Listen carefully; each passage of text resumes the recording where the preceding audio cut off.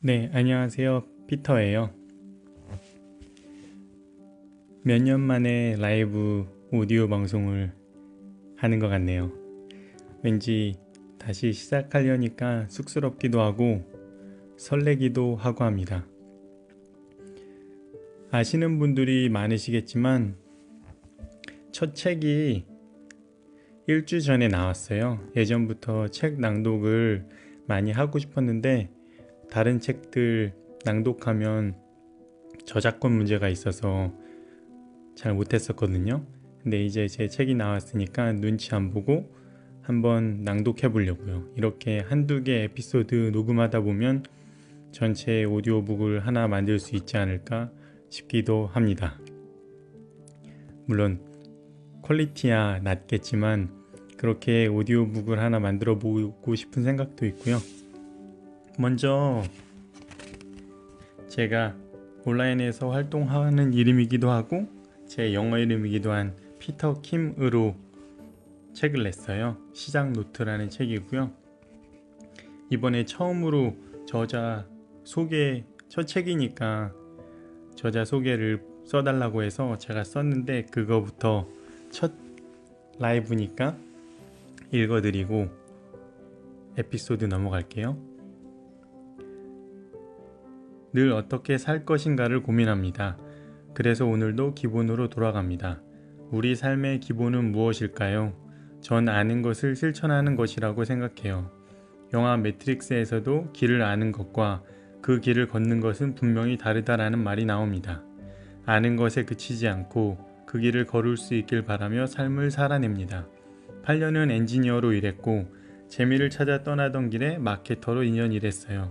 지금은 또 다른 재미를 찾아 경험 수집 잡화점을 운영하고 있습니다. 이렇게 책도 썼네요. 자신의 강점을 테스트하는 사이트가 있는데 제 강점 중 하나가 연결성이라고 하더라고요. 연결성은 모든 것은 연결되어 있다는 믿음이래요. 결국 우리 모두는 보이지 않지만 연결되어 있는 건 아닐까라는 생각을 해요. 그래서 여러분이 좋아하는 일을 찾고 행복을 누리며 살면 좋겠습니다. 그 기운이 연결된 제게도 밝은 파장을 전해주겠죠. 네, 이렇게 제가 조금 오글거리지만 저자 소개를 썼어요. 그리고 오늘은 한 2개 정도 에피소드를 낭독하려고 해요. 목차 중에서 관계의 기본, 상대방을 존중하는 것. 이게 제일 첫 번째 에피소드인데요. 낭독하겠습니다. 잠시만요. 관계의 기본, 상대방을 존중하는 것. 아내와 7년이라는 긴 시간을 연애하고 결혼했지만 연애와 결혼은 완전히 달랐다. 누군가는 우스갯소리로 연애할 때는 여자친구가 집에 가고 나면 밤새 게임할 수 있었는데 결혼하고 나니 여자친구가 집에 안 간다라고 말했다. 그만큼 만나는 것과 같이 사는 건 또 다른 얘기라는 걸 겪어본 사람들은 공감할 거다. 신혼 초에 정말 별거 아닌 일인데 내가 살던 방식과 아내가 살던 방식의 차이로 조금씩 마찰이 있었다. 그중 하나가 아내가 쓴 드라이기를 두는 습관이었다. 아내는 늘 드라이기를 쓰고 그냥 그 자리에 올려두었다. 정말 별거 아닌 것처럼 보이지만 나는 드라이기를 쓰면 꼭 코드를 뽑고 전선을 둘둘 말아 보관해서 아내의 그 습관이 신경이 쓰였다. 신경이 쓰이면 말이라도 해보면 됐을 텐데 잔소리처럼 들릴까봐 말은 못하고 속으로 삼켰다. 그렇게 몇 주가 지났다. 힘든 일과를 마치고 집에 들어와서 소파에 누우며 내 집이 제일 편하구나 라는 생각을 하던 찰나 아내의 드라이기가 다시 생각났다. 생각해보니 내 집에서 내가 하고 싶은 대로 하지도 못하면 어디서 그렇게 할 수 있을까 하는 생각이 들었다. 그때부터 아내가 드라이기를 쓰고 그냥 올려둬도 신경 쓰지 않기로 했다. 어쩌면 정말 사소한 일이지만 이 생각은 이후 결혼 생활과 삶에 큰 영향을 미쳤다.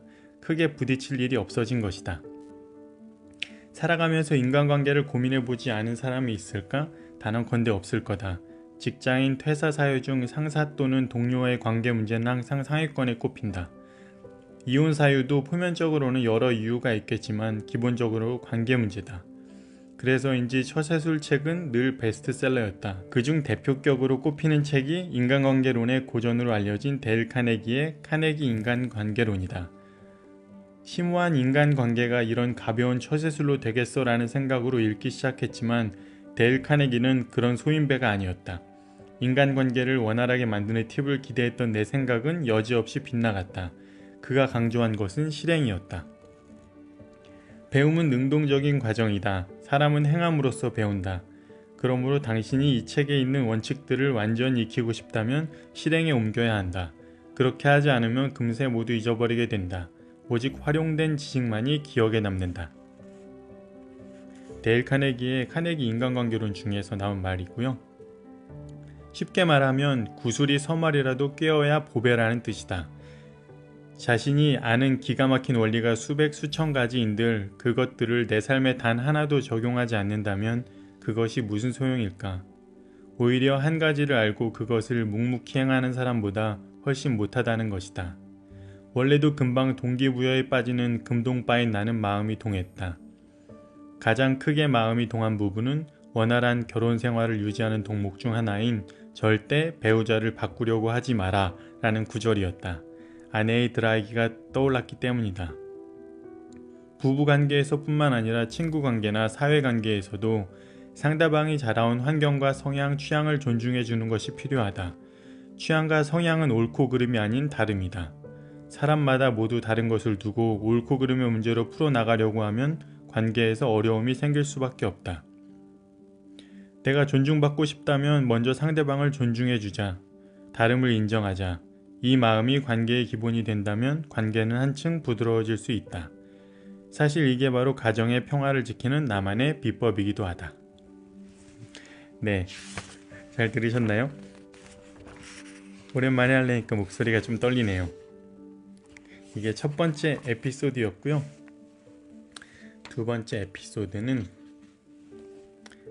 책에 세 번째 나와 있는 건데요. 지금 누구랑 대화하는 거예요? 라는 에피소드입니다. 며칠 전 식당에서 있었던 일이다. 옆 테이블에서 두 사람이 밥을 먹고 있었다. 한 사람은 무릎 한쪽을 세우고 스마트폰으로 게임을 하며 밥을 먹고 있었고 반대쪽 사람 역시 폰으로 뭔가를 줄기차게 들여다보며 밥을 먹고 있었다. 꼭 식당에 혼자 와서 따로 밥을 먹고 있는 사람들 같이 보였다. 사실 요새는 흔히 볼 수 있는 풍경인데 왠지 그날따라 가슴 한켠이 쓸쓸했다. 그러면서 얼마 전 아내와 식사 중 있었던 일이 떠올랐다. 평소에는 그러지 않지만 그날따라 뭔가 확인하고 싶은 게 있었던 나는 식사 도중 스마트폰으로 저장해둔 글을 좀 읽었다. 아내와 단둘이 밥을 먹는 중에 말이다. 그때 그 자리에서 아내는 아무 내색도 하지 않았지만 시간이 좀 지나고 나서야 서운한 마음을 전했다. 테이블을 가운데 두고 각자 다른 세상에서 밥을 먹고 있는 두 사람을 보니 얼굴이 화끈했던 그때의 기억이 떠올랐다.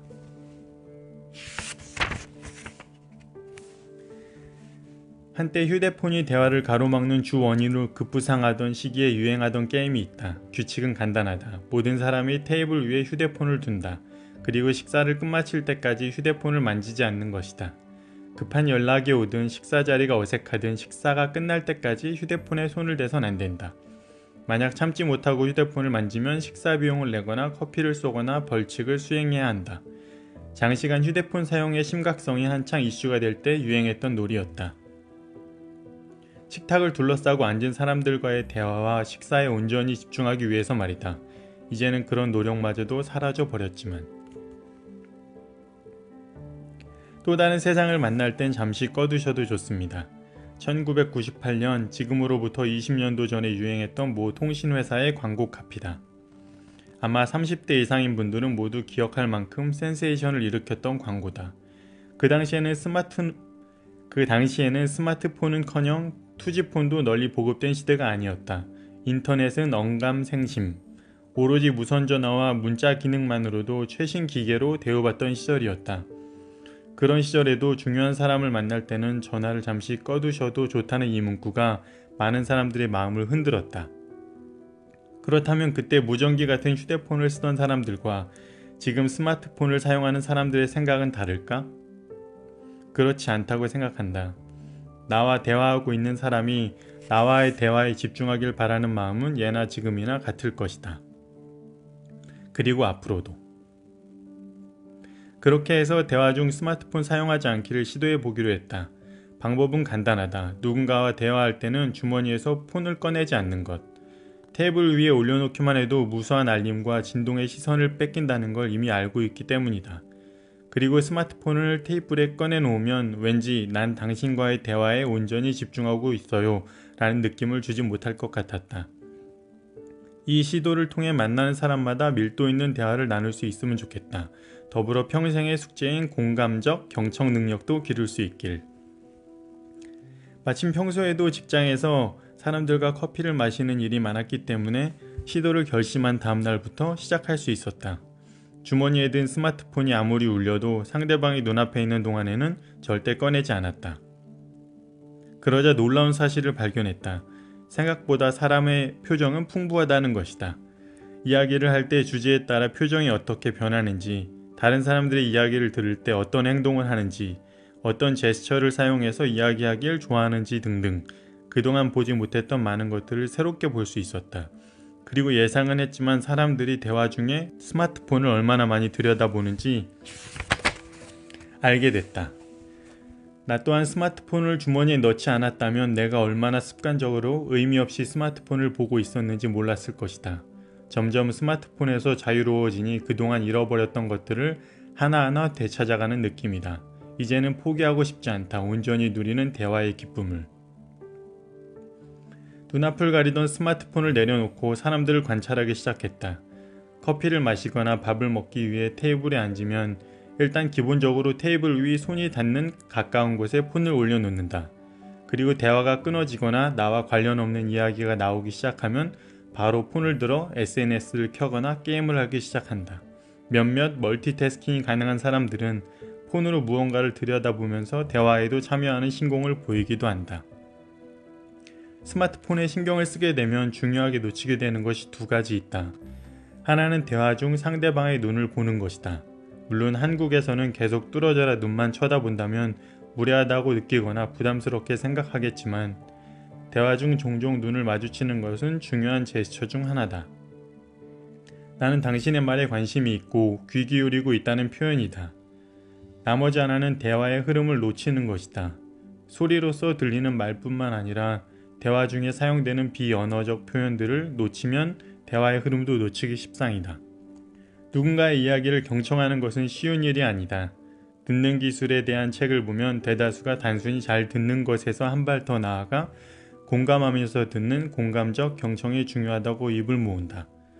공감적 경청, 어려운 발음만큼이나 실행하기도 어렵다.